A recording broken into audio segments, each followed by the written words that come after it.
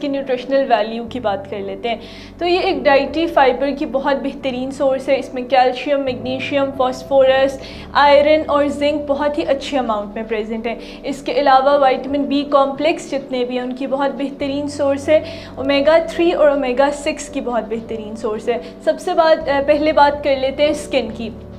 इसमें जो zinc present है वो स्किन हीलिंग के लिए बहुत बेहतरीन है। ऐसे लोग जिनको हाइपर पिगमेंटेशन का प्रॉब्लम है या एक्नी प्रोन स्किन है उनके लिए बहुत बेहतरीन है कि वो इसको अपनी डाइट में ऐड करें, क्योंकि ये आपकी स्किन के नेचुरल बैरियर को मेंटेन करने में बहुत ही हेल्पफुल होता है। उसके अलावा बात कर लेते हैं स्लीप क्वालिटी को किस तरह से इम्प्रूव करते हैं। अक्सर लोगों को ये शिकायत रहती है कि उनको नींद सही तरीके से नहीं आती या जब वो सोकर उठते हैं तब भी उनको थकावट महसूस होती है।